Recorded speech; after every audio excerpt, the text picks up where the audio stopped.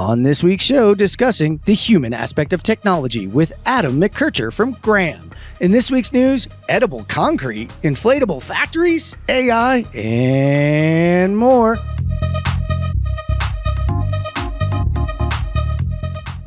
Well, good morning, Tanis. It is exciting to have you back on as a co-host and bringing somebody with you. So how you doing this morning, Tanis? I'm fantastic, Jeff. I had a great week this week. I'm back in the office after being out traveling, connecting with people. Conferences are starting up. It's fantastic. I am so good right now. How about you? I'm great. You love that. It's going to tie really well together with today, that like the human connection. Like, I'm only in this business for the human connection. Like, I think that's what drew me to construction. I think, Tanis, you feel sort of the same way about it. Absolutely. And that's what Adam's here to talk about today. I'm so excited for this interview. Adam and I have connected a few times over the last couple months. His story is absolutely phenomenal. I think our listeners are really going to enjoy this show today. Well, say hello, Adam. Get that smooth voice going on that wonderful microphone. Hey, everybody. It's good to be here. Well, it's great to have you. Where are you coming from this morning, Adam? I'm coming from Calgary, Alberta, Canada. And it is snowing here today, so it's a beautiful day. But it's a it's a perilous one on the roads. Hey, that's okay. We're on a microphone, and it's snowing outside my door. And this is like the Canadian version of the crew. I'm outnumbered today. I kind of like that though. We're going international, right? I love it. Well, we are going to have an awesome time with the interview. But before we do that, to the cause of the show. I'm here with Sasha Reed from Procore.org, and we're here on the Pause for the Cause. I'm really interested, and I wanted to bring out some of the partnerships that we're adding here at the ConTech Crew. So why is it important for shows like ours and industry partners like you to really come together and tackle mental health awareness and the suicide issues that we have in the industry? It's a great question, and I think the thing to keep in mind is whenever you're talking about something as substantial as suicide awareness and as alarming as to statistics around construction being the second highest rates of suicide in industry, we'd be fooling ourselves if we thought that this was a one-player fix, meaning that it just takes one silver bullet or one easy button to solve this challenge. This is a multi-threaded challenge, if you will, and it's really something that is the responsibility of all of us. To lean in, to raise awareness, to provide tools and resources, to up-level conversations we have around, in construction, we're pretty much, hey, what's my job require me to get it done at any cost? Well, we now see what the outcome of that is. So I think it's important that we partner together to really have a unified voice around why mental health awareness is important, why it matters, and how we can frankly do better as an industry. It takes each of us leaning in to really create that. I think you're absolutely right. And that's why we're changing the name of the cause for the show for the Pause for the Cause, so that we can really go after and we're not leaving preventconstructionsuicide.com and Cal Bayer. Cal started us on this awareness path. And to me, it's like, we've been looking at the symptoms for so long. It's time to look at the source of the problem itself. And so that's what we're going to be doing here at the Pause for the Cause. You never know who's going to show up. If you're listening in and you have resources and you want to bring it to us, bring it to us. This is a free partnership. It's going to take us all pulling in the right direction. And it's what I'm passionate about here and what I think the entire crew is. And you at Procore.org are as well. So you just go to Procore.com/safety-qualified. But watch, we might soon have some more resources on thecontechcrew.com. Sasha, it is so awesome to sit down with you. I'm excited for our partnership. And listen, I want to let everybody listening in know that there are resources at Procore, but there's always preventconstructionsuicide.com. Or if you need help right now, dial 988 or text from your mobile phones for instant help. Remember, we're back on YouTube, so check out youtube.com/@theConTech Crew. That's right, smash that subscribe button so you get all of our episodes delivered right to your inbox. At the ConTech Crew, we focus on technology that solves industry problems, and we've always believed in our sponsors. So much so that I went to work for one of them. So today, I want to talk to you about Join. Every construction project is a unique prototype, and it's actually shaped by thousands of decisions that impact the owner's business case, design, and the budget. Today, the communication driving these decisions is disjointed across all the stakeholders. Work happens in email, Excel, estimating, resulting in delays, waiting for decisions, waiting for access to information, and sometimes that information is outdated and incomplete. Managing the expectations of the team and keeping the project moving forward is a constant challenge, and a lot of times drives skepticism amongst the contributors. Join empowers general contractors to build with confidence and maximize the potential of every project by connecting these owners through new workflows that fit into your existing processes. We bring design teams and trade partners into a single platform. There's transparency and collaboration in the decision-making, which builds trusts and sets projects up for success. You might be asking yourself, do you need another tool? Well, let me tell you, Join fits in seamlessly with your processes and your other tools. In fact, we're here to help those other tools. Regardless of your estimating system or your project management process, Join will be a valuable added resource without disrupting those other systems and your teams. So listen, put your spreadsheets on ice and leave your email behind for the decision-making platform for the built environment. Learn more at join.build. And we are back. All right, Adam, here at the ConTech Crew, we always used to say we're about people first and then the technology, etc. And I think this episode really kind of brings that home. So tell me a little bit about you, how you got here, and why you might have made the jump into this crazy world. Yeah, well, I'll start pretty early on in my career journey. I actually did a Bachelor of Commerce degree in accounting. And as I was working in that space, I just noticed that there were just so many problems that were just very technical or administrative. And they weren't, the real problems that were left to be solved were very human-centric, very people-centric. And so when I finished that, I decided to pivot and did a master's degree in industrial design. Industrial design's all about human factors, how to make things intuitive, how to make things ergonomic, and, make it so that it's easy for people to use things. After leaving that, I jumped into a design studio for a little bit, hated that work, hopped into web design. So I started my own company doing website design, doing freelance work, had that design background and just started running with that. Technology was way more forgiving and allowed you to move a lot faster and just be a lot more agile. Loved it. Eventually, I ended up getting a job with Alberta Health Services, which is in Alberta, at least, we have one healthcare provider that provides all of our hospital and health services for the entire province. So that's actually Alberta's largest employer for 100,000 people. And so encountered some really interesting challenges when you're dealing with things like healthcare and that many people and that critical of a service, which was a fantastic learning experience. And then eventually I was approached by the company, at the time it was AECOM, and then our business unit got sold to Graham, which is where I'm at now. But I got approached by this company to start their digital solutions team. And so they were, sometimes they call us the digital transformation team, solutions team, depends on who we're talking to. But they wanted to push forward push forward into the technology space related to oil and gas maintenance. And for me, I thought of that as a home run because it was an intersection of, three circles that I love, which is business, human beings, and technology. And right at the middle of that, that's where I live. That's awesome. You are the Venn diagram for that, right? I'm a living Venn diagram, man. I love it. Yeah, I love it, man. You just got that Venn diagram. You sit in the middle in this perfect space that you've created for yourself. Because, I just think back, like, we don't have, especially in construction, when you talk about it and you think about your time at healthcare, like industrial design, how to use it plays so much in the physical and the virtual space.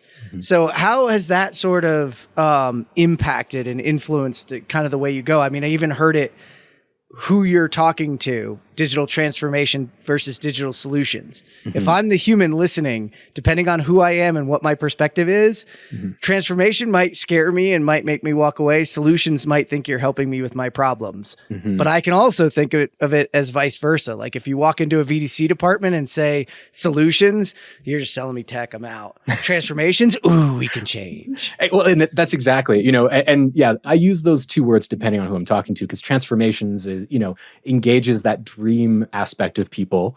But that being said, some people are just say, give me something tangible, something concrete. I want to know what this looks like. And so we say solutions. It's fully baked. You're not the guinea pig here. And it really just depends on the audience.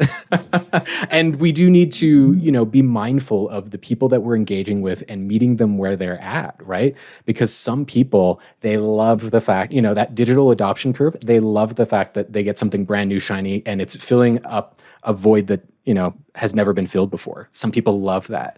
But there's a lot of people who find a lot of comfort and security from a fully baked solution that's been tried, tested, and trued, and it has maintenance, and it's in, a later part of its maturity development cycle. And so for those people, we say we build solutions, we deploy solutions, we roll it out, it's copy, paste, rinse, and repeat.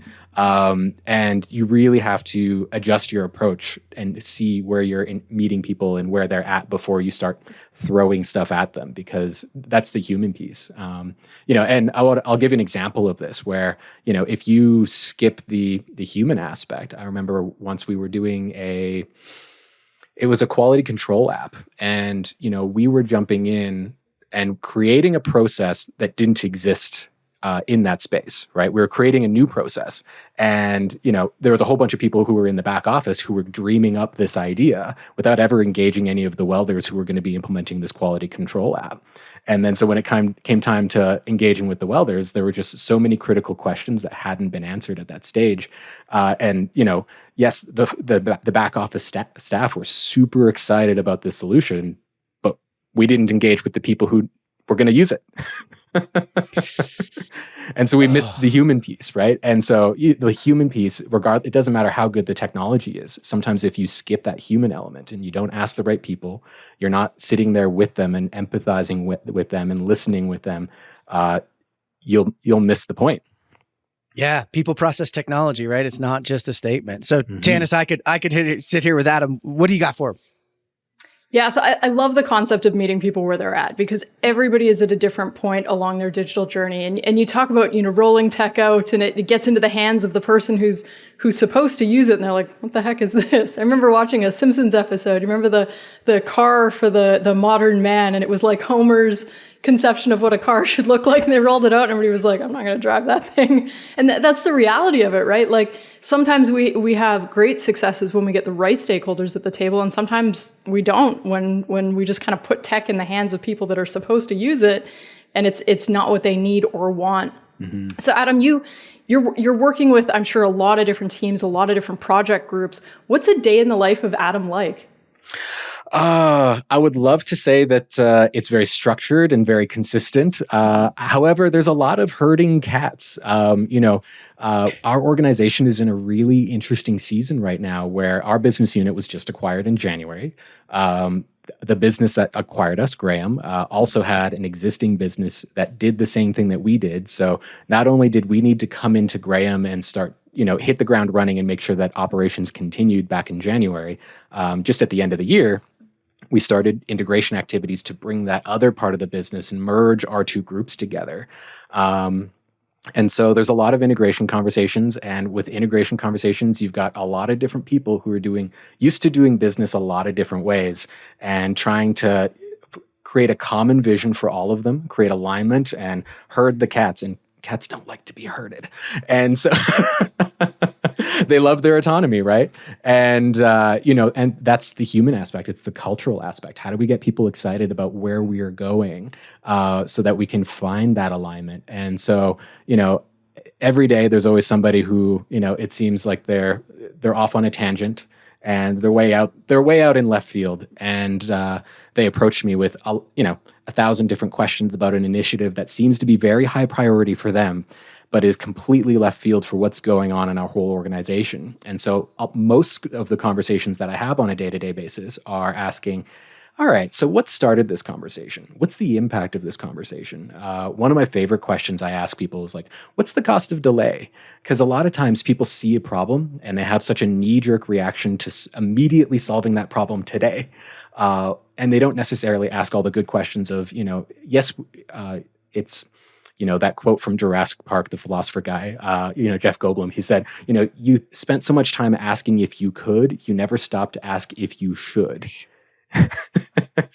And there's so many people in the organization that are just asking if they could. And I slow them down and I ask them, wait a minute, should we be doing this right now? I know we could, but let's try to be focused, and focus is all about saying no. And so I try to calm people down. I talk them off the ledge and I say, all right, let's prioritize this. Let's figure out where we want to put this, or if we should even do this at all. And so that's most of the conversations I have. So how do you maintain that excitement? When you get to the should, and somebody's got a great idea, they're really passionate about it, but it just doesn't fit with what the business needs at that time. How do you keep them energized and excited while still managing the needs of the organization overall, rather than just the needs of the individual at that time? Absolutely. I think it's really all about posture and the energy that you show up. And that sounds fluffy, so I'm going to unpack that a little bit. When I think a lot of people hear these conversations where people have great ideas and the organization is, steaming straight ahead on something else, that, for those people who've got those great ideas, you just have to say no. And one of the things is that, when people say no, there's a lot of people out there where they say, oh, just you wait and see, I will get this done. They see that as a challenge rather than as Jeff's pointing to himself here. And so, they see that as a challenge. And so, people say, hold my beer and watch me. And so, for me, I really try to, redirect that energy rather than saying no. I say yes and I highlight what the rest of the organization is doing, and I try to redirect that energy. Funny enough, I actually learned this from volunteering at summer camps and leading little children. You cannot tell children no. But you can redirect that energy. You can see that enthusiasm and you say, yes, and, I need you to go back to the cafeteria because we're going to go have lunch. Let's make a game of it. Who can get there first, right? Redirecting energy is one of those things. And so when people come to you with an idea, rather than saying no, saying, I think there's a way that you can say no without saying no, but I prefer to try to say yes and how do we steer this toward what the broader company is doing? Because then you're not closing a door off, you're opening another door. You're not triggering their limbic system and their defense mechanisms. You're triggering their frontal lobe and, their cognitive thinking and their critical thought. And they're asking, oh, how do I tie this in? Or, oh, maybe it doesn't really play into what the broader organization is doing, and then I work with them and I say, okay, well, the organization is doing this and that's a big thing with a lot of momentum. What do we want to do with this smaller thing here? And I ask them, how do they think it stacks up, right? Rather than me tell them that their solution isn't worth pursuing, I just spend 15 minutes to work with them to help them unpack it. And they just say, oh yeah, maybe this isn't the most important thing in the grand scheme of things. And oftentimes, if you ask the right questions, they can talk themselves out of it because they didn't know that these were good or helpful questions to ask. And other times where it's like, oh yeah, this is we might find that it is worth doing, but maybe not worth doing today. And so for those situations, I always say, what? Risk register.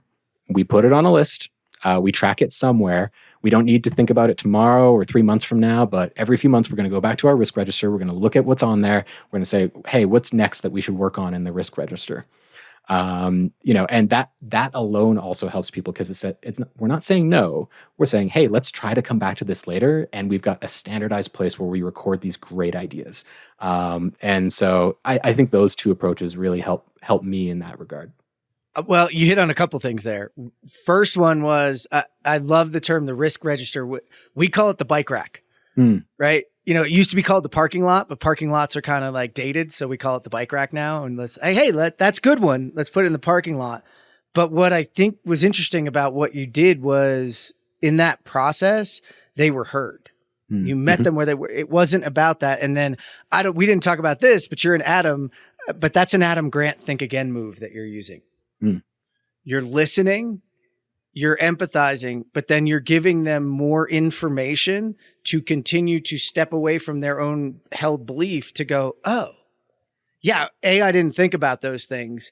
B, you just met me where I was. And now I understand that I'm heard and that I'm not wrong, but it's not the most critical component for today for the business. Yeah. And Man, is that missing in technology adoption, technology approach, and how many people, especially being the person who does that, like I can tell you, I would have a different reaction to your reaction and go, okay, bike rack it is.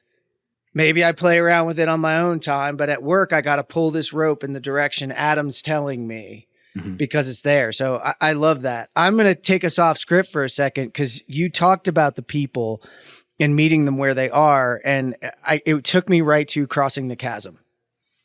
Right. And if you've ever read, and there's this curve where you have those innovators early on who are, just give it to me. I don't care if it's broken. I'll take it. Yeah. And then you have that early majority you have the super innovators who like, it can be like stitched together and almost ready to fall apart and they can do it. And then there's the innovators who are like, okay, it has to have a vision and it has to have some working parts and pieces, but I can see how this can apply to my company. And then you start jumping into the early majority, which is the easier one. When you get into the late majority, which is like, honestly, in major businesses, the place where the rubber hits the road. How do you, and do you have any techniques for crossing that chasm? Because you're very people focused. How do you get those groups to feed one another kind of smoothly? Because that can be, oh man, can that be bumpy? Yes. Bumpy is right. And I think that when I think about those groups of people, the phrase that comes up is that they are high touch people oftentimes, and what I mean by that as well is not to say that they need their hand held, but there's a lot of communication that needs to happen there. And especially when you've got the early majority the early majority and the innovators already with this, there's a lot of assumptions that have been made that everyone in that group just gets. And there's a communication gap between that group and the early majority. They don't just get it. And so you really have to lay the foundation for that group and you have to take the time to communicate it. You really got to, and communication is one of the key steps that a lot of people miss when it comes to technology rollout. How are we communicating this? Communication is just one of the tools to respond to the human aspect. And people think, oh, you just turn on the solution, flip the switch, send out an email saying it's on, go right ahead and use it. And you skip all of the explanation of why does this technology matter? How is it going to make us as a company better? What is your role? How do you use this technology well? If you get stuck, who do you reach out to? Hey, let's watch you use the technology and see where you might be getting stuck, right? Because when we implement something new, we forget that if it was somebody's first day, we would make sure that we sat down with them, trained them, and make sure that they knew how to do their job really well. But we don't assume or make the same assumption necessarily if we just give them a brand new tool and say, oh, we expect that you should be able to figure this thing out. And I think, communication and, doing that hand holding, because you really don't know what assumptions that you're making that person is just, they're not in the same place as you are. And it prevents them from feeling stuck and feeling negative about the process, right? Because now you've opened it up and it actually creates what I think is the most critical feedback loop, because people feel like, oh, if I nail the early majority, I'll force the late majority into it at some point.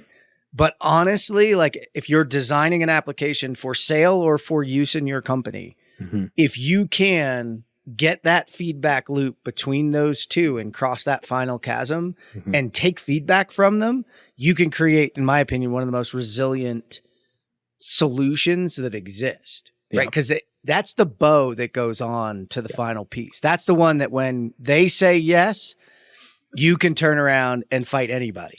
Exactly. Say, I got this. Yeah.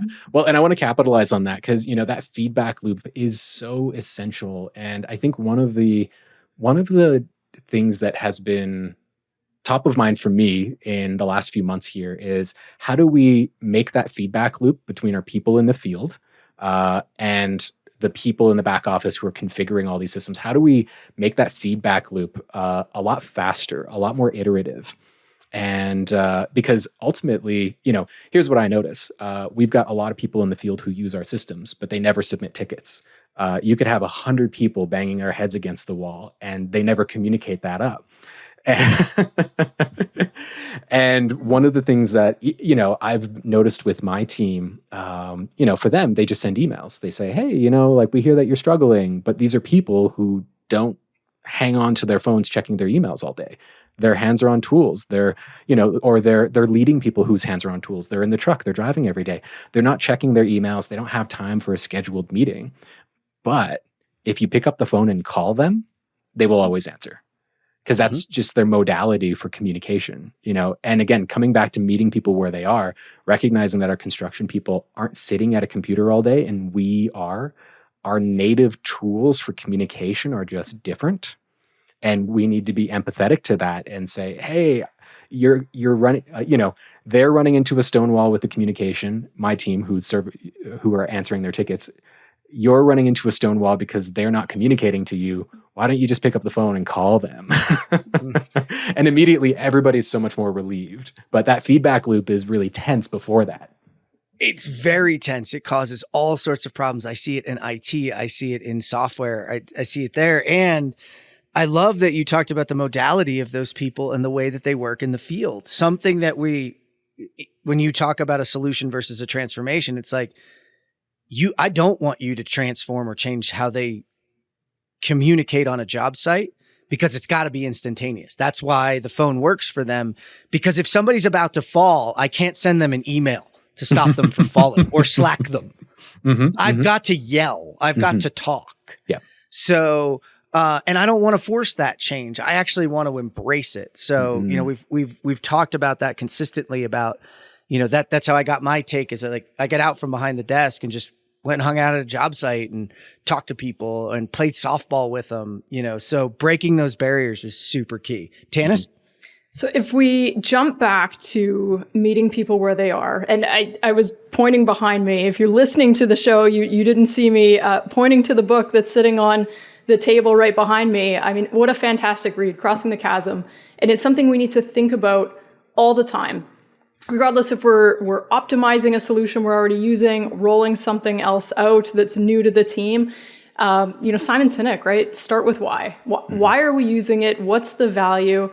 But if we go back in the process, and I love the concept, Adam, of really looking at the cost of delay. And I think that's such a phenomenal way to approach development needs, because there's a lot of excitement around tech, but we can't build everything that everybody comes up with an idea for. You would need an army of people to accomplish that. And the results would probably not be great, because you'd have 1,000 apps that all do similar things. So how do you get requirements definition right? Because at the end of the day, the app, the solution, whatever it is you're building, has to matter for those individuals that are out in the field, whether they've got a phone, that they've got an augmented reality headset on, whatever it is. How do you define requirements to build solutions that matter to those that are using them? That's a fantastic question. Yeah, how do we get those requirements defined properly? And I think that two details. One, it's an iterative process. And two, it goes back to what Jeff had mentioned about showing people that they were heard. He mentioned a different book, but one of the books it reminded me of was Never Split the Difference by Chris Voss, where he talks about mirroring. Mirroring shows people that it's a method of active listening. And one of the tools I use, and I hesitate to even call it a tool, but it is a practice I use every single day, is when we are gathering these requirements, I listen to people, but I bring up a Word document and I start writing it down. So that they can, and I share my screen so that they can see it. And that sounds rudimentary. It sounds basic. And you're probably thinking, Adam, why aren't you using some kind of fancy whiteboard tool? Or why aren't you, but I'm using a notebook at the moment. So you said that and I was like, how do I share this? Yeah. So I'm doing the same thing right now as we are chatting and you were asking these questions. I'm writing these questions down to make sure that I'm focused on your question. But also when we're sitting and we're doing these requirements gathering exercises, someone needs to, the person on the other side, the subject matter expert who needs a problem solved, they need to know that we properly heard them. And, the gap between my brain and theirs can be infinite if we don't have something in the middle that we are both looking at, a shared experience, to say, hey, is this what we're looking for? And so, I just start writing things down. And how I show up is really just trying to be naive, where I'm not trying to be the smart person in the room, where I say, oh, I know all the solutions to your problem. Let me just go in. I'm a genius. Here we go. Bang, bang, bang. And then we get it wrong. Instead, I'm not, you can't be afraid to ask what might sound like a silly or dumb question. And so in the back of my head, I'm asking, how can human beings goof this up? Or how can a lazy human being break this process? And I cycle through those two questions. So I'll be writing stuff down and they'll be saying, oh, we need this and we need this and we need this. And I'll say, yeah. And I'll write that down. Requirement 1, requirement 2, requirement 3. Okay. And then I ask the question, like, how can this be broken? How could this go badly? Or how could this fail? How could people just stop using this tool? What's going to be the friction points? And so, and as I start asking those questions, that's when they start to say, oh, we haven't really thought about this. And this is where we start to see, okay, well, what are some of the complexities? How do we keep the scope really simple? Or how do we, come back and iterate this to make sure that we capture, like, let's build a few different scenarios here and walk ourselves through. What would it look like for someone to reasonably walk through these different scenarios? And then through that, we can start to really go through all of those specific requirements. And will we get everything? No. 80-20 rule, right? Like, let's look for the 20% that's going to get us 80% of the results. But yeah, writing everything down, walking through a few different plausible scenarios and asking those questions, how is it going to break? And then letting go of perfection, 80-20 rule. Let's just, try to make sure that we're implementing something today that puts you, in a better position tomorrow. So you get to the point where you've got a solution developed. You've got the requirements definition on point. Everything's been developed. You're rolling it out and you're testing it in the field. Mm-hmm. How do you get feedback from people that are just so busy during the day? They're managing material requirements. They've got a customer who's got requests. They've got a crew that they need to keep busy and clearing constraints in front of them to keep them productive. How do you get feedback from that man or woman that's out there, 4-man, 4-woman, superintendent, general foreman, whoever it is? How do you get their engagement to make incremental change, to continuously improve the solution that's been rolled out? Absolutely. Yeah. I think historically we've tried to run meetings for that, or little focus group sessions, and that can be really hard. It can be really hard to find time in the, our frontline workers, they're super busy. They don't have time for a meeting. They don't have a calendar for a meeting. And so one of the things that we're currently working on, we're playing with new ideas to figure out how do we engage with them better. One of the things that we're going to try doing is A/B testing with videos. And so we're just going to do a pre-recorded A/B test saying, here's option A, here's option B. Give us your feedback, and we'll collect feedback any way possible. If you want to email it to us, great. If you want to Teams us, great. If you want to hop on the phone, great. But, we're not, again, and that's part of meeting people where they are at, is saying, hey, we would love your feedback, and we know that you can't sit down at a desk in a meeting. Let's separate this from needing to be in a meeting, but we will meet you where you're at, but we really want your feedback. We want to know what's working out well. One of the things that I want to work on in 2023 is, being able to build high fidelity mockups that we can send to people and being able to capture that insight in situ, so that we can, not do videos necessarily, but be able to show people in high fidelity, this is what it would potentially look like. Did we get it right?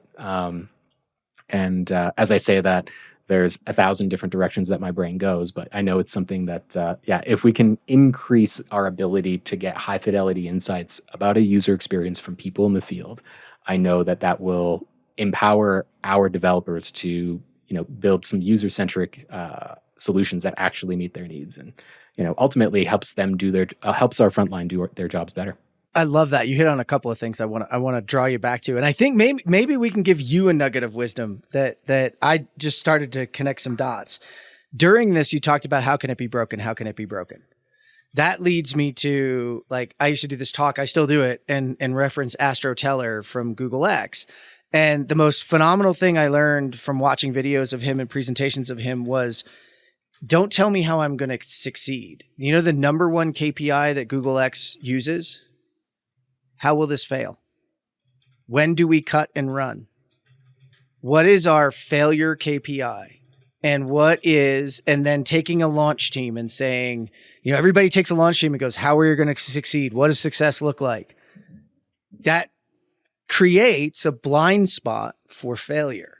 Mm-hmm. And you have to bring failure into the forefront and say, how will this fail? Where can this fail? Feel free to talk to me right now. And I think about your high fidelity mock-up, and I think, wow, that would be awesome, because I would have the opportunity to go, yeah, that's not going to work. Like, you know, I think about some VDC things where it's like, oh, draw it this way and the elbow's there. And well, I can't install, right? And if you don't know how to install piping or know how to do those things, you would have never known that.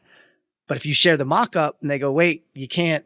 I mean, that's a simplistic one, but I think that, and then if you're the smartest person in the room, you're in the wrong room. Mm-hmm.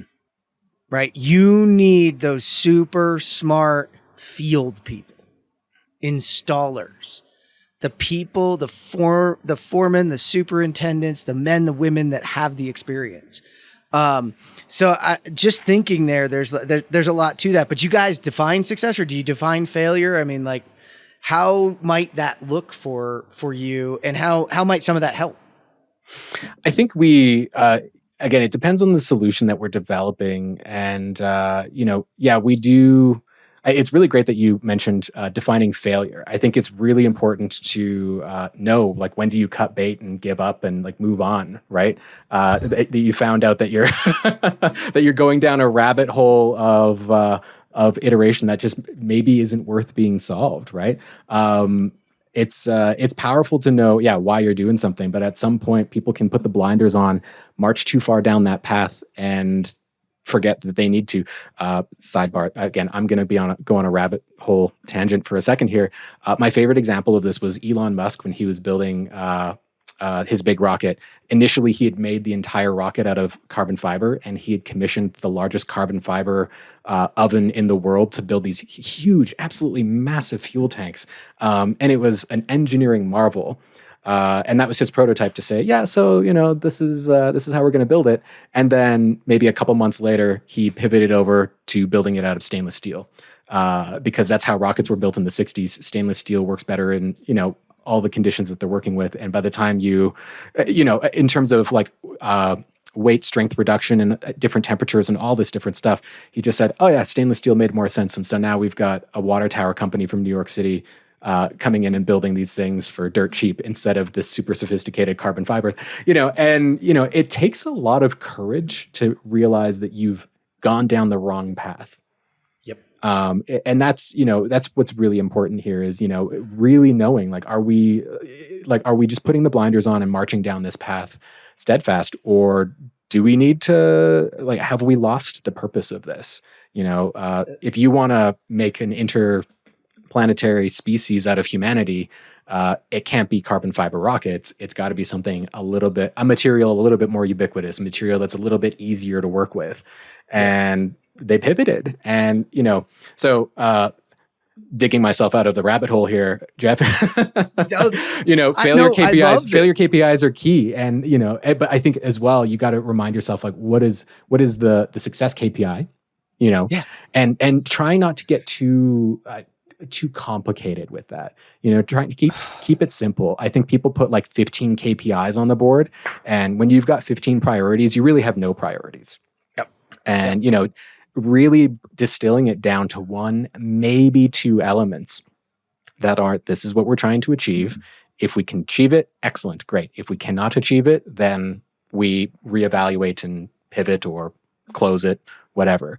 But be crystal clear about what your one, maybe two performance indicators for the success of that project are. I love that. You boiled it down. And Tanis, I'm sure you can kind of, I don't know if it's commiserate this or not, but we go from company to company and you look at these companies, how many of them are dragging a sacred cow around, throwing good money at bad. You know, it's usually some gnarly Excel sheet that's turned into an application, and they just won't cut bait. There's It's emotional tie to it. That's exactly it, though. And it goes back to the Venn diagram that is Adam. At the center, it's the person. And you've got to get that out of their hands. I love the way and your rabbit hole was great because people love the Elon Musk thing. And that's what I like about his ability to pivot. Right? Like he has shown it over and over that he will pivot. And we never remember the failures, right? We only remember the successes. That's that Michael Jordan quote. Like everybody talks about the game-winning shots he's made. And he's like, I've missed this many game-winning shots. I've missed this many shots in my career. You know, here's all the things I haven't done right. You just remember the good ones, right? That's the beauty of playing the technology game that we get to play. So, Tanis? Adam, I've got to dig into this rabbit hole a little bit further. So the pivot Elon Musk made, great example of trying something new, learning it didn't work, and moving on to something else that is proven to be successful, right? It's trial and error, and not every endeavor is going to pay off. Do you think in our industry, we empower those who are innovating to make that same pivot, or do we disincentivize them somehow? Whether it's career-wise or, just kind of like, shame on you, you tried something, look at all the money you spent. Do we incentivize people to try new things and fail, or do we disincentivize them and perhaps cause them to just go with the trusted method because, I'm not going to get in trouble if I just go with what I know works, right? Yeah, and oh my goodness, you're pulling at my heartstrings here because this is really about organizational culture. Do we empower people to make these pivots? Really what you're asking is, do we empower people to admit that they made a mistake? There you go. Right. And I'll go back to my business career where, accounting is this fantastic space where when you got the right answer because everything, all your balance sheets balance out. Mm-hmm.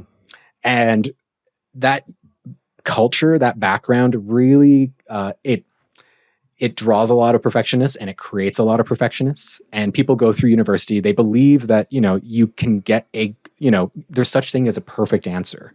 Our entire education system is set up where there's right answers and wrong answers. It is black and white. The problem is that the real world isn't as binary, right? There may be no perfect answer, but there are a lot of really good answers. But also, we come from an education background where people aren't encouraged to make bold choices that might fail. And so there's a lot, I think, your question was about really, do we empower people to make pivots? I think that there's a huge systemic struggle with that, where you've got people who've got, 12 to 16 years of education where pivots weren't really encouraged. And you're trying to overcome that culture as well. And so, one of the ways that I try to do that is I try to tell people, this comes from lean startup methodology, minimum viable products, things like that. Let's say, all right, let's have a hypothesis to test, and let's quickly validate if that hypothesis is true or false as fast as possible. Like if we're going to fail, let's fail fast. And let's make it as small as possible. Let's not make it something that takes us 3 months to validate, but can we pick up the phone and answer this question? Right? And showing people that they can fail small and that they can fail with intentionality. I've got a hypothesis. I'm trying to see, will people be able to even use their phones to use this app in this situation? I could pick up the phone and answer that question in 5 minutes. Right? It's a hypothesis that I can validate or, and fail. And if I fail, excellent, great. We can get more clarity on that. And that gives us something that we can, build off of or can't build off of. And showing people in the small ways how to fail well, how to fail smartly, not catastrophically. That's never good. No, well, that's exactly it. And everyone's afraid of failing catastrophically. Right. But, and showing them like, okay, but like, it's okay to fail in a really small way and make a habit of that, because that's how we learn. That's how we grow. And cultivating curiosity whilst balancing that with, all right, I know what I know, and I know enough to be convicted that this is how we need to move forward. But yeah, a lot of people go in thinking that they need to be the expert, which because, and it's fueled by this perfectionist mentality, which is a almost paralyzing place to be, because then you get stuck in analysis paralysis and you never go anywhere. And then, Jeff, like you said, you get these spreadsheets that become monstrosities because people know how the spreadsheet works. They can see it. They don't understand how it works, but they know, like, if it breaks, I can fix it. Yeah, and reminding people, hey, you know what? Like, it's okay to ask questions. It's okay to learn, and it's okay to make mistakes. Let's make them in a place where it's low risk and, low investment and high reward if we get it right. Absolutely. And that's probably a great takeaway for anybody in a leadership role who's listening to this show. Demonstrate to your teams that it's okay to make mistakes. Be vulnerable, be humble. Model that behavior, and you'll see more of it from your team. Team members will be more willing to try new things. And to your point, Adam, we don't want anybody failing catastrophically, but fail fast, learn from it, and move on. And as a team, collectively, we get better as a result. Yeah. I want to ask you a hard question that'll dig into your business background too, because I know from exactly what Tanis just said, there are people driving down the road right now who are going, wait, but we can't fail in construction. Right? So here is a balance that is very, very difficult, because our field people are ingrained that we don't fail in construction, right? We have a business deliverable. We're delivering it, put in place work.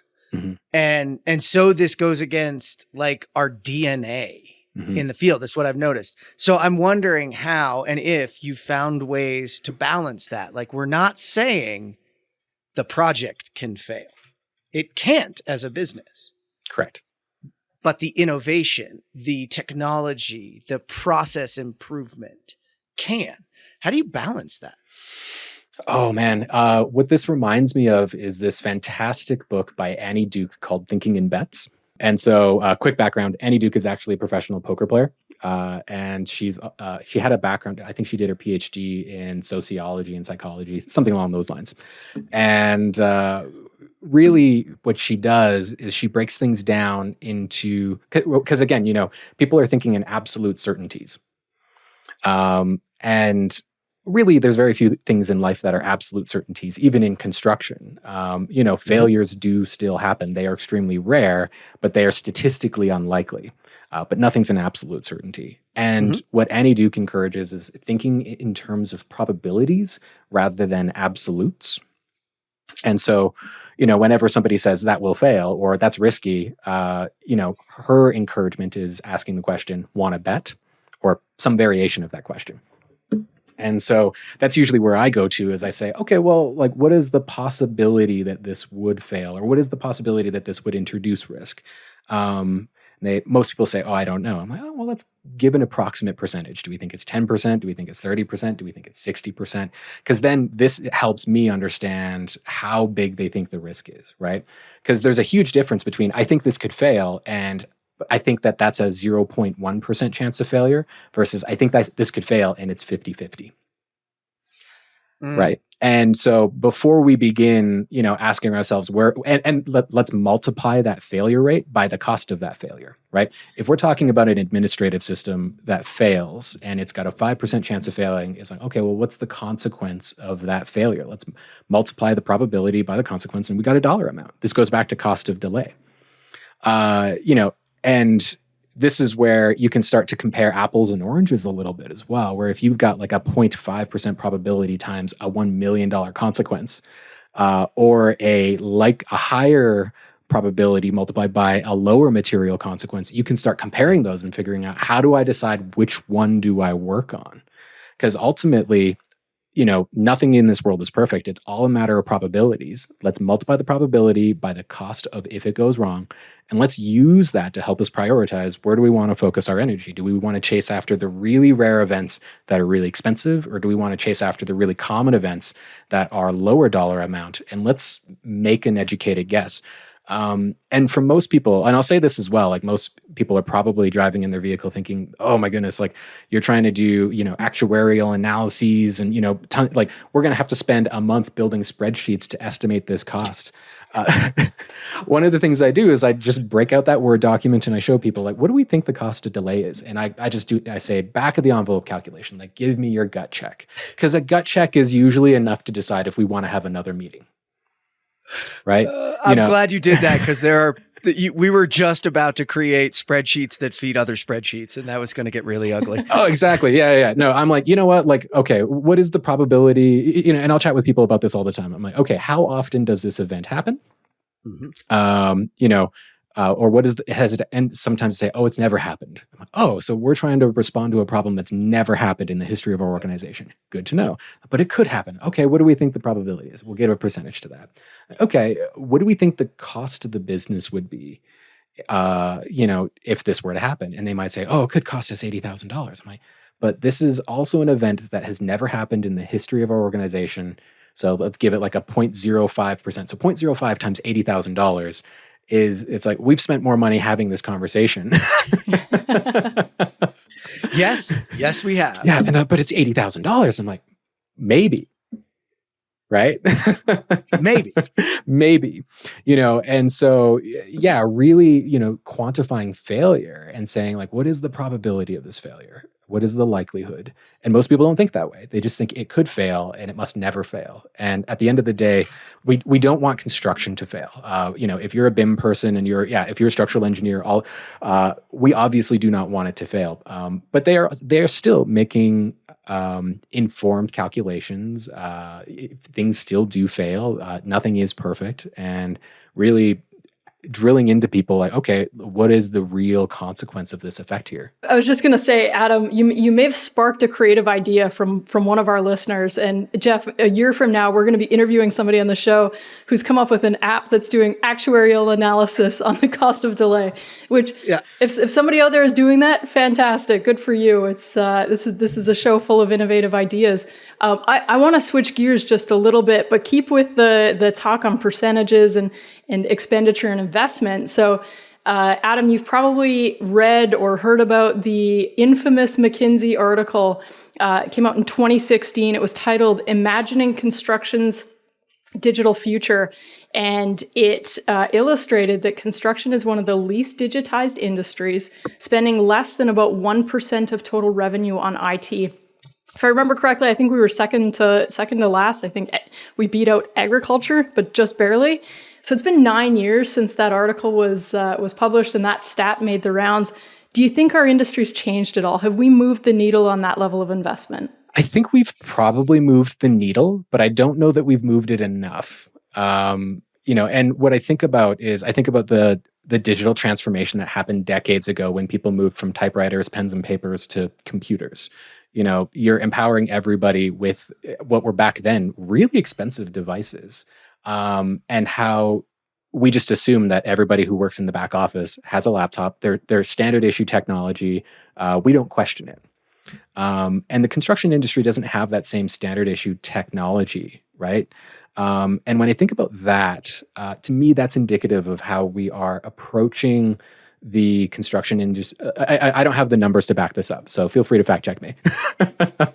But to me, that seems to be the indication that we still haven't met our frontline workers with the equivalent technology spend and assumptions that we meet our back office workers with, right? If an administrative professional is automatically given a laptop without any kind of justification, why aren't we giving a tablet or some kind of technology powered or empowered devices to our frontline workers in the same spirit, right? And I think that horizon is upon us. I think that we're gonna get there one day, but I think that that's still one of the major gaps that still needs to be closed. And so I think that the needle's probably moved up, but not to the place where it's anywhere close to how we approach other industries. So we still have work to do. And I think that's spot on, right? I mean, you talk to a lot of 4 men, 4 women that are out there in the field. I mean, you ask them if they have a laptop or a tablet and they look at you like you're, deer in the headlights or what do you mean? I've got a notebook. That's what I work with. I mean, we're making change, we're seeing change, but there's still a lot of pen and paper out on site. So that focus on digitalizing not just our office teams and, deploying artificial intelligence and all this exciting new tech, that tech has to really make its way out to the field to make an impact and, really reduce risk of project execution, but empower those individuals who are out there making it happen every day, and making sure our projects can be successful. I think you're right. And I think there's another challenge there that I'm just kind of thinking through right now is that, going back to what you talked about, Adam, is we've got to meet them where they are and talk to them right on the phone, but they are carrying this thing around, right? We might not be giving them the iPad. We might not be giving them the laptop, but we are giving them the phone. And this is just pontificating, but maybe we're missing the boat on meeting their communication styles. And I think about like Nifty AI, if you know who they are. They work with Procore. And what you can do is you can talk to it, right? And it's a natural language processing that then takes what you say, puts it into Procore, fills out daily reports, fills out man-hour reports, people-hour reports, whatever might need to happen. Is there an opportunity? And I think there is an opportunity to this thing is powerful. But also the key, and I said this earlier, is I don't want them to stop talking to one another on the site. I don't want people to believe and let the technology create a barrier because it creates a safety issue. Mm-hmm. My other thing has always been, if you're looking down, you're working in things, not on things. And the greatest thing about a grizzled, experienced superintendent is that their spidey sense will go off and they'll tell you something before it's going to happen. They are the human AI. They have it because they know it will happen. So I wonder, is there an opportunity there, or did I just go crazy?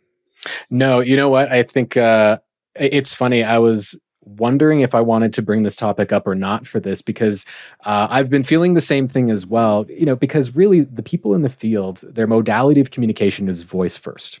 And so, you mentioning Nifty AI and the work that they're doing, and I'm sure that there's others who are doing similar work, anything my crystal ball is broken. So, yeah. But if I had, drop it? You know what? I didn't get the latest firmware update and now it's bricked. And so there we go. Yeah. But if I had to make a prediction about the future, I think that, assuming that our frontline workers, they do have smartphones. And I think that is the best way to access them now. And I think that we could be doing making better efforts to engage with them on their mobile devices. However, if I were to extrapolate into, the medium term or long-term future, whenever you switch your time and attention away from your tools onto a screen, that is a high friction transition for a frontline worker.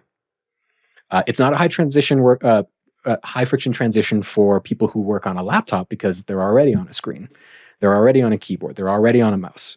But when you have to take off your gloves, pull out your phone, you've had a conversation with 3 of the people on the crew, and then you need to aggregate that conversation, summarize it, and communicate that back somehow to people in an office, that you have created a bottleneck, a high friction experience. And so, where I think the future will go is can we remove the screen from that? Can we somehow capture that dialogue conversation so that people can, get that high fidelity context, summarize it for the people who are going to, see how that decision was arrived at on a screen somewhere and record it. And so I think that the hardware space will have to evolve for people who do not sit at a keyboard and mouse as a core part of their job. I think that new hardware will have to fill that void. And I've seen a few really neat voice-activated tools. I've seen a few really neat mixed reality tools. And I'm excited to see where those go. We're not there yet, but I think that's going to be the thing that really makes for a digital construction site. Yeah, I think you're right. I mean, you look at the XR10 from Trimble, and it's probably a little bit too much, but it's a leap into the right direction, and lots of great use cases for it. And I think, while I don't think everyone on a job site will wear the XR10 in the future, I think plenty will. But then you go back to the Google Glass and a little too chintzy, a little too not much, a little. So there's something there. You're right. That's voice activated. I'm thinking of our problems in the pre-show of getting Tanis up and running, and the little Bluetooth headphones like that sit on the back. Being able to talk to that talks to the phones is something closer to where you're at, but you will need some sort of interaction. So, I think you're spot on. I'm glad you went down the rabbit hole. Tanis? Yeah, I mean, I think that's a great approach to meeting people where they are. And that's really been the theme of this show, right? How do we get tech in the hands of people that need it? How do we build tech that matters? And how do we really make an impact? And I think, looking at voice activated solutions, you're spot on. The interactions that happen in the field on a day-to-day basis are very conversational. And if there's a way to avoid, like you said, taking the gloves off, getting the phone out, pulling an app up, typing something in while 6 other things are going on around that individual that they need to be paying attention to, maybe it's more of a jawbone. And Jeff referenced the back of the ear microphone. I mean, I use this in meetings all the time. It's fantastic because you can turn it on, turn it off. You're not plugging wires in when it works. And ultimately, you can converse, you can record, but it's on demand. You can turn it off and turn it on when you require it. Maybe something like that. And I'm speaking to all the innovators out there listening to this show. I mean, there's definitely a need for it in the field, and we're not there yet, but certainly on our way. And I mean, Nifty AI is a great solution. I've been following them for quite a while and love the demos, love the examples and the use cases. It's really straightforward. It's easy to use, and you listen to the individuals who are providing their case studies and examples. I mean, they're excited about it, right? Because it's not complicated, but it's creating real value in the moment for them. Mm-hmm. And whenever I see those examples, they're not using like an iPad or anything like that and holding it up and keeping their 2 hands occupied. Their hands are free. If they've got some kind of AR or mixed reality, their hands are free to work on the thing that they're working on. And I think that's such a huge element, like you said, with the jawbone. If you can switch from a phone call to your laptop, your jawbone's fantastic. If you have to change headsets from one modality to the next, that's high friction. Yep. And yeah, the more that you can it can be on your person and you can decide to engage it or just disengage it, that's key. That's awesome. So we are getting close, and I got to ask this because I've really enjoyed where we've gone today, Adam, and I appreciate it. If money wasn't an issue, right? What would you deploy to every single job site? Like what is the one ring to rule them all? Oh man. I think that really what we need more on job sites, I call them, this isn't my term, I'm borrowing this from somebody, site or source unsighted, but putting more, he calls sensors into this space. It's the CEO of a company called SensorUp. They're a Calgary startup. And he just thinks of a sensor as just anything that's a data collection input.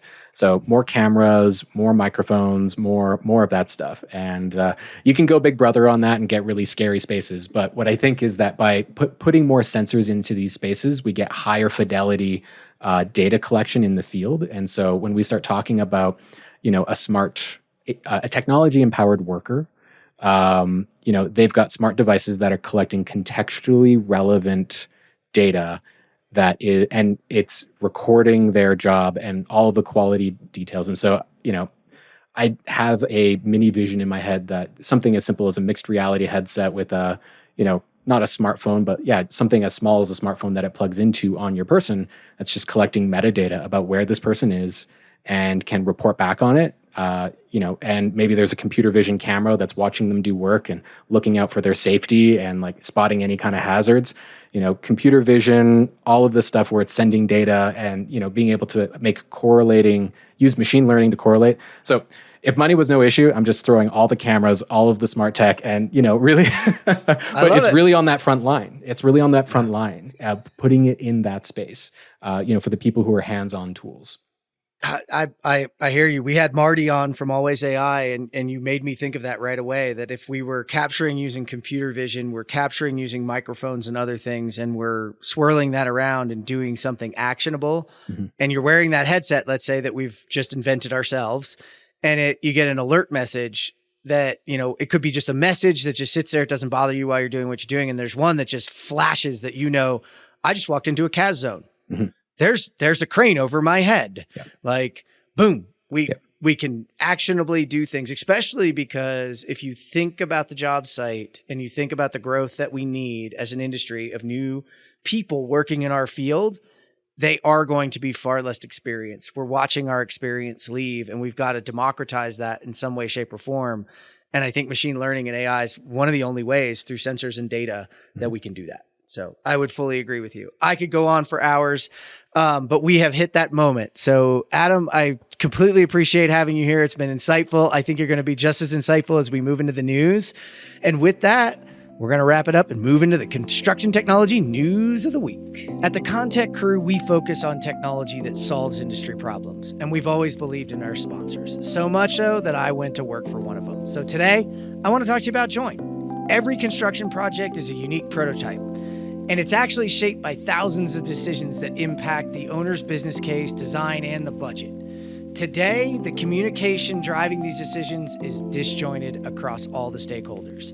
Work happens in email, Excel, estimating, resulting in delays, waiting for decisions, waiting for access to information, and sometimes that information is outdated and incomplete. Managing the expectations of the team and keeping the project moving forward is a constant challenge, and a lot of times drives skepticism amongst the contributors. Join empowers general contractors to build with confidence and maximize the potential of every project by connecting these owners through new workflows that fit into your existing processes. We bring design teams and trade partners into a single platform. There's transparency and collaboration in the decision-making, which builds trusts and sets projects up for success. You might be asking yourself, do you need another tool? Well, let me tell you, Join fits in seamlessly with your processes and your other tools. In fact, we're here to help those other tools. Regardless of your estimating system or your project management process, Join will be a valuable added resource without disrupting those other systems and your teams. So listen, put your spreadsheets on ice and leave your email behind for the decision-making platform for the built environment. Learn more at join.build. And we're back. All right, Tanis, what do you have for us today? All right, so I've got 3 exciting articles for you, Jeff, but I have to ask you first, have you eaten lunch yet? I have not. You have not, so you might be a little bit hungry. Yep. In News of the Week, an article from Arch Daily, edible cement, innovative material that uses food waste in civil construction. Now, cement might not be on your menu yet, but hear me out, stick with me.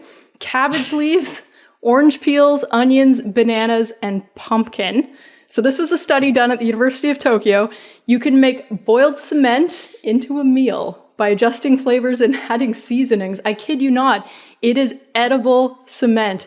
And this is a very real thing. And the interesting thing is, this wasn't just conceptual. It wasn't just somebody trying something out and saying, we gave it a shot and it didn't work. They actually, aside from the pumpkin-derived examples, pumpkin doesn't work, but all of the other food waste actually achieved flexural strength goals, which is phenomenal in itself. So imagine sitting on a bench somewhere in a building, getting a little hungry, or maybe taking a walk, out in the infrastructure of your city, the built environment, getting a little hungry, chipping off some cement somewhere and eating it for lunch. I mean, the article says it's a little crunchy, but there you go. You can, right now, based on this study, you can make a meal out of cement. I just have this picture of, because I came from the concrete biz, right? Like I come from the masonry side of things, and they're so tactile about everything they do. So I just have this picture of one of them as it's pouring out being like, shh, the cabbage is off on that one. I don't know. Like they'll just do it. Like they will. And there'll be the person out there that's just like, shh, that one has banana, will be cured in 4 days, just like, I don't know why I went Southern there, but to me, that's where it's going to go. I love it, right? Like we've got to recycle. We've got to do these things. Although like we're fighting decay as it is. Like what if somebody's just out there like chipping away? Like I'm hungry. I got to have this. That's it, right? I mean, you end up with buildings with pieces missing out of them. It, from an architectural standpoint, seems like it might end up in a sketchy place. But you're spot on. I mean, food waste is a real global problem. So according to the UN, food waste reaches 900 million tons per year. If this helps address that problem, perhaps there's some upside to keeping construction crews busy replacing those chipped out areas of infrastructure where somebody decided they were going to have lunch. I just have this envisionment too of like a TI project where somebody's like, well, we're just going to take down this wall and we're going to eat it for lunch and let's roll. Like no food truck today. Adam, what are your thoughts on edible concrete? Oh, this is fascinating. I mean, I heard years ago, and I'm not a concrete expert, but isn't there, some alarming shortages about some of the input components for concrete? Oh, yes. And so, I think this is really awesome in that sense that if this is in response to that shortage from a sustainability perspective, and, it sounds recyclable or reusable, right? Like when you take the building down, you can then, recycle that and it will either decompose or you can maybe potentially upcycle it again into another material. And so making it more of a reusable, sustainable material. So I think it's awesome. Immediately the first thing that came to my mind, I was like, what about pests? Like, is your building going to become worm food if it rains? Are you going to have some issues with maggots and all sorts of pests? And they in the article they said no, so far it seems fine. But I am cautiously optimistic about this. I think it's really neat, and especially when concrete potentially has a slightly more finite time horizon. Finding substitutes, I think, is a really smart idea. Absolutely. So, second article tying into the conversation on cement and concrete. This is from Construction Europe. So how can digital twin technology improve sustainability? There's lots of great statistics that they cover at the outset of the article. Buildings are responsible for up to about 40% of global energy consumption and about 33% of greenhouse gas emissions. Now, when you look at cement manufacturing, right from the article says is responsible for about 7% of the world's CO2 emissions. So, this is certainly a topic of concern, of focus within the built environment and something that everybody's really having a lot of good dialogue around. But as we look at our ESG goals, both organizationally as an industry, we really need to look at the technology that's going to facilitate that journey. It's one thing to set net zero targets and another thing to develop a roadmap to achieve those net zero targets. So this article really highlights how digital twin technology can facilitate that journey. And they use this term, which I absolutely love, visual intelligence, or VQ. So taking all of that data that we're producing through the design process, through procurement, into construction, into asset commissioning, and really creating visual aids for project and asset managers to be able to identify embodied carbon, data related to procurement information, construction information that can help make good decisions around the use of materials, the construction execution philosophy of a project, and ultimately into asset management to reduce not only embodied carbon, but also the carbon footprint that is resultant from peripheral activities that are occurring on site or within the facility. So visual intelligence was my key takeaway from this article. Love the term, and certainly lots of discussion, lots of excitement around digital twin technology. Still lots of awareness building, because a digital twin means something different to almost everybody. Everybody's got different definitions of it. But I think this article did a great job of capturing the value that the technology plays in the net zero journey that we're all taking together. I have to agree with you. And everybody listening is going to go, wait, you agreed with a digital twin? Because I don't agree with the term digital twin. I hate it. I've always disliked it because I think it's a data twin, right? In the end, it's data. Because when you think about a digital twin, I just think people overestimate or underestimate the quality of the other pieces of information, like what Adam was talking about with sensors and other things. That's not visual. That's just data.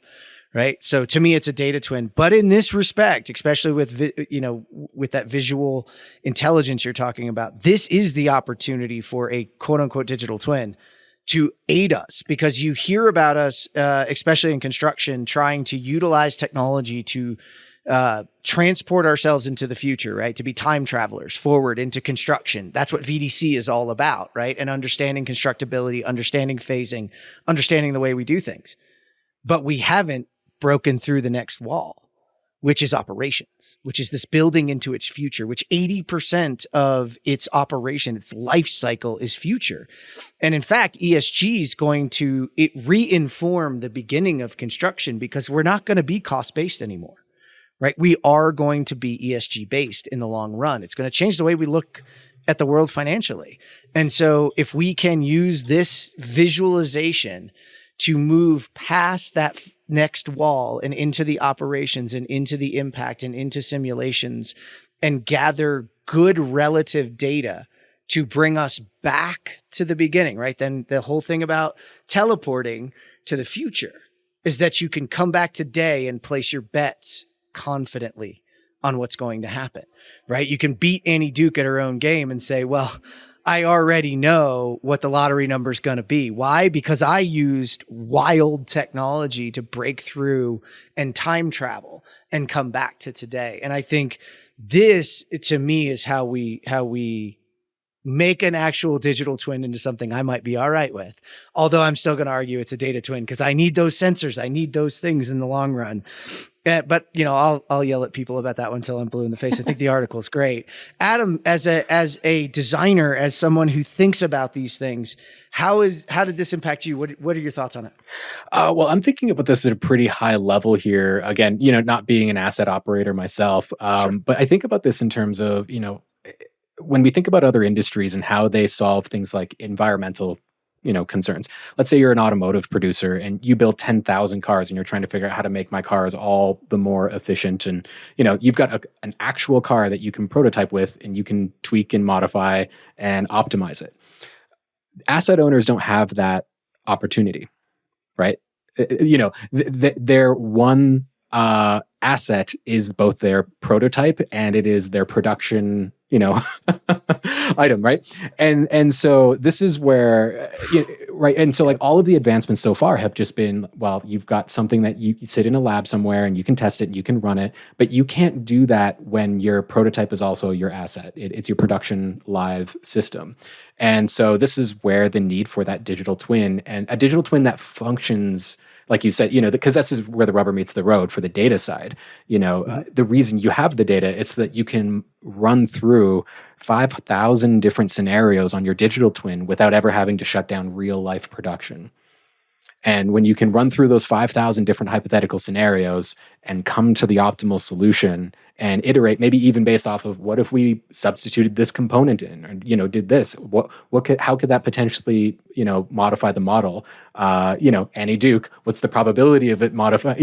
What's the probability of those results? Should we do it? Right? And that goes from if you're oil and gas or industrial and you're trying to figure out how do I optimize this facility, or even if you're running a building and you're saying, well, what's the cost benefit of if we retrofit this building that was built 30 years ago with high efficiency, or like triple glazing, right? Yeah. What would the potential model look like, and how do we actually see what that would look like based on real life data? We can do that before we spend the money on those windows. And so I think, yeah, absolutely, from an environmental perspective, there's huge opportunities there, and it's a necessity when you don't have a lab environment to test in. Mm-hmm. Absolutely. All right. So my third article, Construction Dive, we're going to talk AI, and we have to because ChatGPT, it's exciting. Everybody's using it. So we're going to hit the AI front today. The title of the article is AI is Coming for Construction, Experts Say. So this is a great recap of thoughts and predictions of individuals that are working in the built environment, working for organizations that are leveraging and deploying AI on projects. Their prediction is the growth curve is going to trend upward. Not surprising, considering all the excitement around Chat GPT. AI is not new, though, right? The term was coined in 1956. AI has been around for a long time.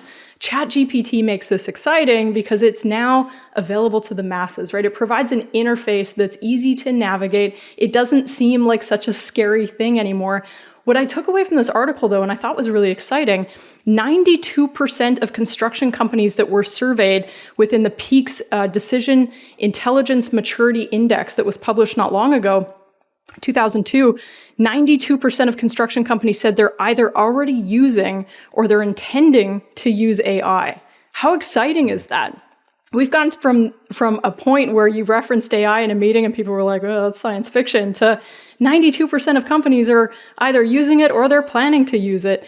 We are going to see a lot in the way of AI, a lot of movement, a lot of excitement, really a lot of learning. And I'm sure trial and error and lessons learned and presentations on what worked and what didn't. But there's going to be a lot of continued discussion in AI in the space. I thought this was quite exciting. It was great to see a statistic actually back up the excitement that's being expressed in the industry right now.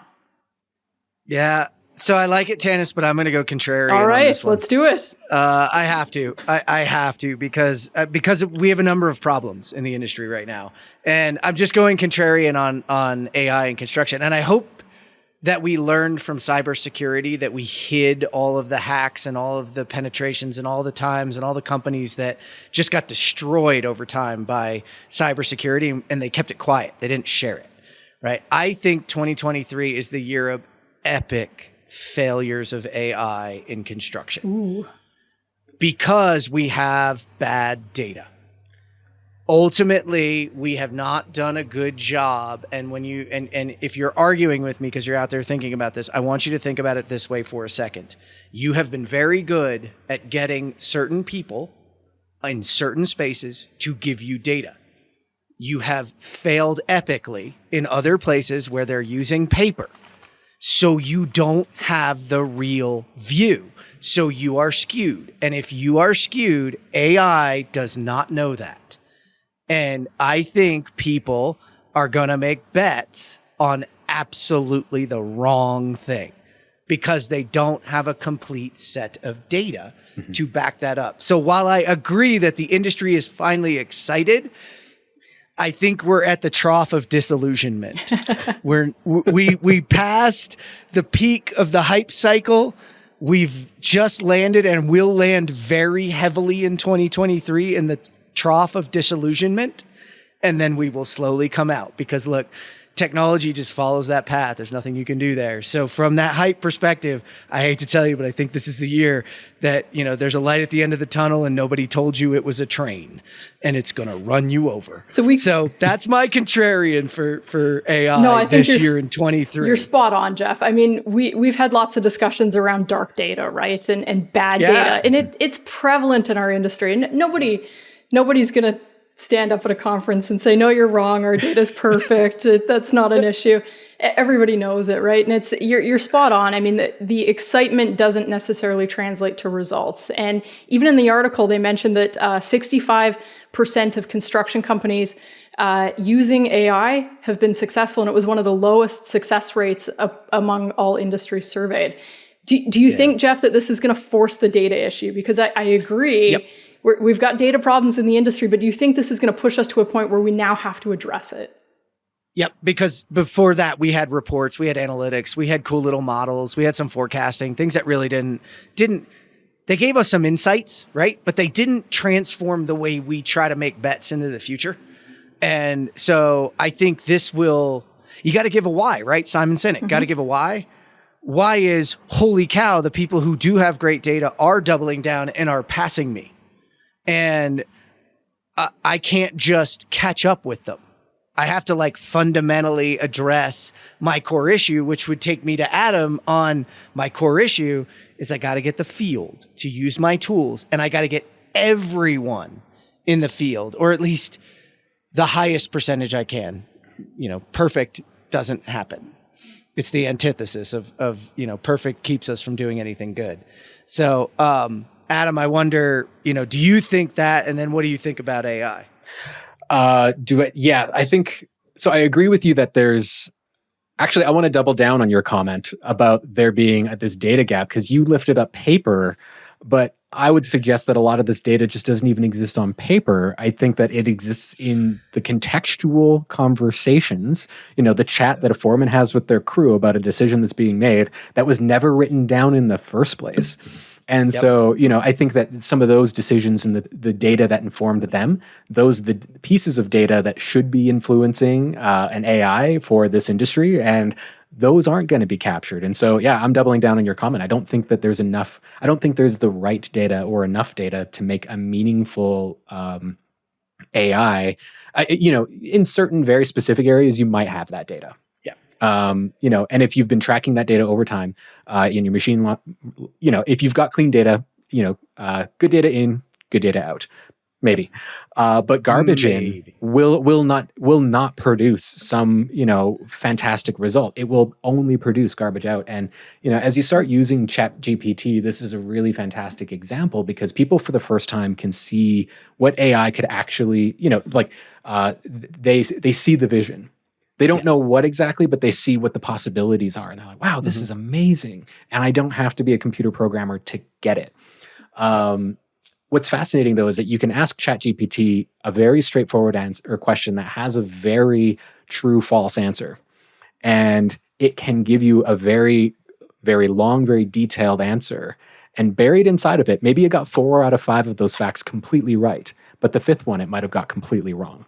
But because it's written such a long answer, and it also has a very confident tone, most people will read it and they'll say, "Oh, all of this must be true. All of this must be accurate." And ultimately, when it comes to the construction industry, Jeff, like you mentioned, we're going to go back to it. We cannot fail. And if an AI gives us an answer that a human being can say, "No, that's wrong," but we don't critically evaluate it enough to say, no, I need to correct, like, AI, you got 4 out of 5 right. Can you please go and correct this 5th one, please?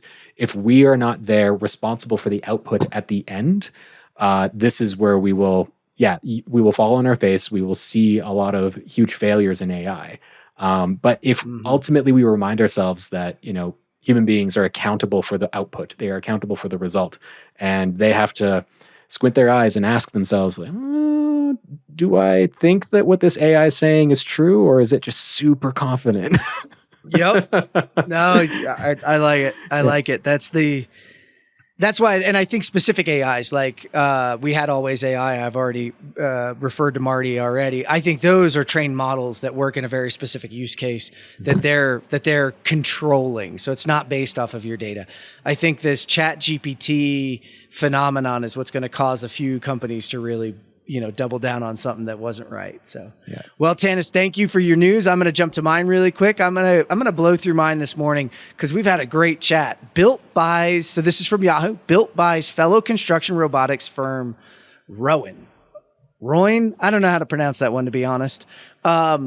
So I apologize, ROIN. And this is a unique one because Built Robotics has been somebody we've been following for a really long time. And, they're really known for their excavating, their autonomous heavy machinery, the ability to basically put what looks like a Thule rack on top of a current device and actually make it autonomous, which makes it really useful across the board because it's got some flexibility. But now they've bought another company that's, early stage, but looking at, they do concrete extrusion through a robot itself, which now you're starting to see not just taking a current process, but taking 2 sets of processes and pushing, the robotic story forward. Because look, especially in that space, I came from concrete. We talked about this before. Getting people to work in concrete is difficult, right? That the masonry trade has been dropping and dropping and dropping, and it's not going to rebound. So how do we continue to deliver? It's going to be with robotics, and everybody knows here, I'm very bullish on robotics. I think we will have and have had lots of failures and lots of stumbles already. So I don't know that we're coming out of the trough of disillusionment. It depends on which one you're looking at, but I'm interested, Tanis, on your thoughts on this one. So I read quite a few articles last night, and I think this is the one that they use the reference to the 3 Ds. And I might get one of the Ds wrong, but I'm going to do my best. Dangerous, dull, or dusty, or dirty. Dusty or dirty, one of the two. When it comes to robotics and application, I mean, taking people out of a potentially hazardous environment and putting robots in those individuals' places, what a phenomenal application of technology. And I mean, aside from the autonomy that the robotics that Built demonstrates, I mean, that's fantastic in itself because you don't necessarily need somebody there guiding every step of the journey, right? The autonomous facet of it really makes it more productive, more valuable to the crew as they're using it. But ultimately, I really like that third D, which is dangerous. You know, where we have circumstances where it's unsafe or even presents a risk to an individual to be in that specific location at that time, let a robot do the work. I mean, we all watched the Atlas video that came out this week, you know, jumping across scaffold, doing a backflip. I mean, it made me really question my gymnastic skills. I was like, I can't do that. This robot's already got me beat. But I mean, being able to take a robot that doesn't require human intervention and put that robot in the place of an individual that could potentially incur risk. I am all for robotics in every circumstance. We can take somebody out of harm's way. Yep. You're right. It's dull, dusty, and dangerous. Nice. Dull, dirty, and dangerous. Those are the three. Adam, any thoughts on robotics? Oh, I love the robotics conversation. You know, and it's one of those things where I think that as we start to see, you know, these single-use bots, but also general-purpose bots, there's a lot of opportunity there. Quick side tangent. I was having a conversation with my brother. He works at Tesla. And he was telling me how at Tesla, they have Bluetooth torque wrenches for every single bolt. So they've actually got a database of every single bolt going on every single vehicle. Yep. And so every bolt has a data point in, you know, talking about digital twins and the opportunity there. And that works out great because it's production line. And when we're talking about construction, it doesn't fit into that production line model. But here we've got that AI combined with a bot, you know, and that AI could potentially be smart enough to do its own quality control reporting, to, you know, to do its own progressing for billing and completions. And, you know, without any kind of human intervention, the bot just goes in, does a job, submits the quality paperwork to the asset owner and receives payment, all just like that. And well, and Milwaukee's got a torque wrench that's on that. It's on its way. It's pushing back to BIM 360 right now. Oracle tested it in their testing facility, and so we're not that far from that, Adam. Like that is capable, and you know, you connect that torque wrench to a bot, and now you've got that, and you've got that quality. Which, and you said one of the biggest challenges, right, is that job sites are not factories, right? They're not the same. Well, that is a segue, if I ever saw one, into Fast Company. Could this inflatable factory reinvent construction? So if we can't bring the building to the factory, we bring the factory to the building. And this is about a startup called QB, and it's about an inflatable factory that you can pop up near your construction site to facilitate prefabrication, modularization, basically bringing a factory to the job site to get rows and rows of machines done, to pop them up as they go. I covered my own company years ago. There was an inflatable job site here that we used in town during the winter months to cure concrete, et cetera, and it continued to get work done. And this is just taking that to a much bigger level. So I got asked, I love a good segue. So Tanis, there's a good segue into, we know modular and prefab is the way, right? So this is an opportunity to do this. Absolutely. Work we can take out of the building arena, do that work off-site in a facility that is as close to a manufacturing facility as we can. The gains are substantial, right? We talked about risks to individuals. Doing work in a more structured environment helps reduce risk to people, which should always be our first focus. But we also talked about carbon footprint and ESG targets. When we're fabricating material and then shipping it clear across the country to a site, on the other side of the country, that's not helping us reach our ESG targets because we're transporting material unnecessarily. And then we also tie that into the difficulty in procuring material just because there's shortages. This makes so much sense. Being able to set up a facility at the work site, helps us. And reading the article, the speed with which they can build is just absolutely phenomenal. It cuts the build time down so projects are completed faster, reduces risk to people. Even their equipment is not complicated to use. It mentioned that it doesn't require, years of training in order to operate it. I don't see a lot of downside here. This is a phenomenal approach to helping us not only achieve our ESG goals, but also helping us achieve better project outcomes. I love it. That is a wrap. We're going to call it on that one. Adam, thank you so much. Tanis, thank you so much for sitting down with me today. This has been fantastic. We've solved the construction industry's problems. We're done. We did right? it, guys. Wrap it up, right? We can all go home. Hey, with that, I appreciate it. Adam, where can people, catch up with what you're up to? You can find me on LinkedIn. Awesome. Well, it'll be in the show notes. So you guys make sure you connect with Adam. I'm sure you're connected with Tanis already, but if you are not, you better. Tanis, thanks again for coming on the show. Always a pleasure, Jeff. Thanks for having me out. Thank you for tuning in today to geek out for our interview with Adam McKertcher. To read all our news stories, to learn more about apps, workflows, and hardware, and to listen to this show, visit thecontechcrew.com. This is the ConTech Crew signing out. Until next time, enjoy the ride and geek out.